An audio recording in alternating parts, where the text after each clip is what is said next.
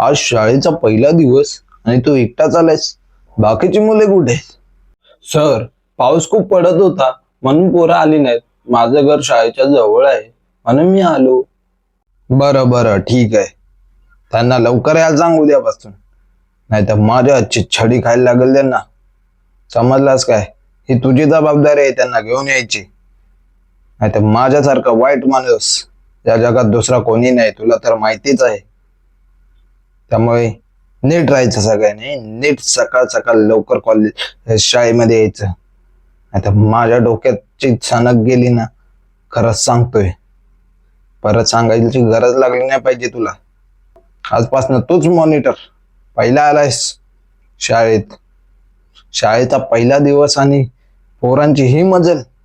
आज मी जास्त काही शिकवणार नाहीये तुम्हाला, कारण की आज मुलांची संख्या जरा कमीच आहे. तर मी आज तुम्हाला काही प्रश्न विचारेन, त्याचे तुम्ही उत्तरे द्यायची.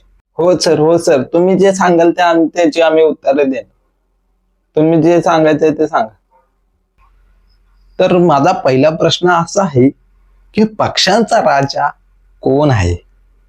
जो उत्तर बरोबर देईल त्याला माझी शाबासकी मिळेल, आणि जो उत्तर चुकीचं देईल त्याला तर माहितीच आहे मी काय करतो.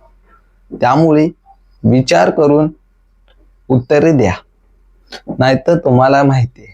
तर मी सांगू का नाही? पक्ष्यांचा राजा आहे ना, मोर आहे, मोर. अगे पागल आहेस काय? पक्ष्यांचा राजा मोर नाहीये, गरुड आहे, गरुड. गरुड सांग सर, गरुड. गरुड सांग.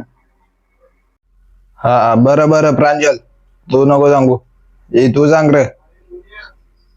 सर सर, पक्ष्यांचा राजा मोर नाहीये, गरुड आहे, गरुड. मला तर वाटतंय रोहितच्या डांगीवर मला 2-4 फटके द्यायला लागतील. ह्याच्या बापानं ठेवलं पक्ष्यांचा राजा गरुड आहे, पक्ष्यांचा राजा मोर आहे. लक्षात ठेवा तुम्ही दोघं पण.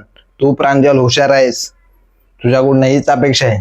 आणि हे गाढव रोहित, परत असं उत्तर दिलंस ना तर तुला जिता ठेवणार नाही मी. समजलास काय?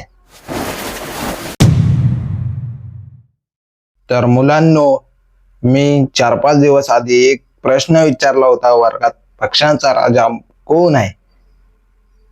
तर काही मुलांनी उत्तर दिलं होतं की पक्ष्यांचा राजा मोर आहे, काहींनी दिलं होतं की पक्ष्यांचा राजा गरुड आहे. तर मी त्याचं आज खरं उत्तर सांगणार आहे. त्याचं उत्तर आहे पक्ष्यांचा राजा हा गरुडच आहे.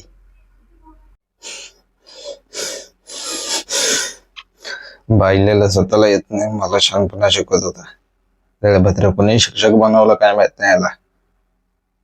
असले शिक्षक घालवले पाहिजेत. नकोय आम्हाला असले शिक्षक, आमचं आम्ही शिकलेलं बरं. नेपाळी ए पोराई, काय कुचकुचतोय?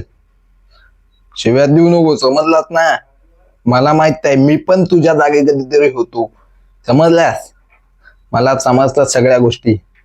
मला माहित आहे तुझ्या तोंडात आता माझ्याबद्दल शिव्या निघत असतील, पण हे ठेव, लक्षात ठेव, त्या दिवशी तू वाचलास माझ्या हातात, आता वाचणार नाही.